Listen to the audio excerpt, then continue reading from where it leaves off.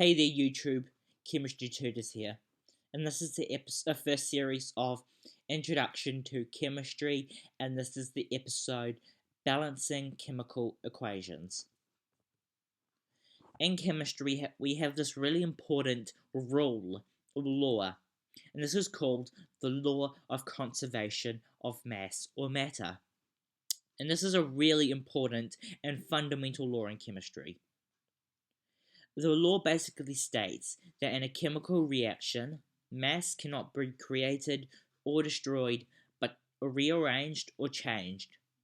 This means that in our reaction, the same quantity of reactants must come out as products. When we're balancing a chemical equation, we must follow the law of conservation of mass, and this is what balancing is. For example, in this reaction, we have Mg plus O2 equals MgO.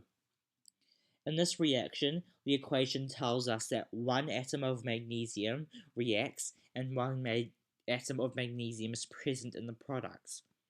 But it also tells us that two atoms of oxygen are on the reactants, but one atom of disappears as the reaction goes to completion. Hence, this reaction does not follow this law. We now need to balance this reaction so this law is followed. We use a subscript to denote how many atoms are present in each molecule compound. Example, in S8 there are 8 atoms, in H2O there are 3 atoms, and in C6H12O6 there are 24. We can use you can use a coefficient to denote how many molecules or compounds are present.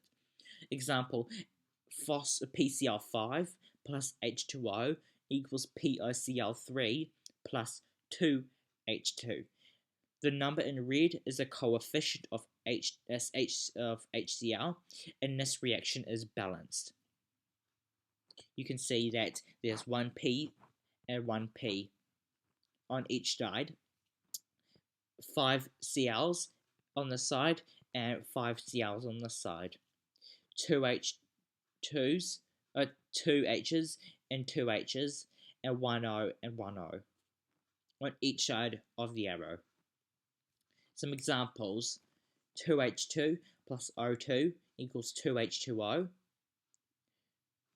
Eg2, calcium plus 2H2O equals Ca bracket OH bracket 2 plus H2, and 2Al plus 3H2SO4 equals Al2 bracket SO4 bracket 3 plus 3H2. You try balance these equations. Pause the video and check your answers when you have finished.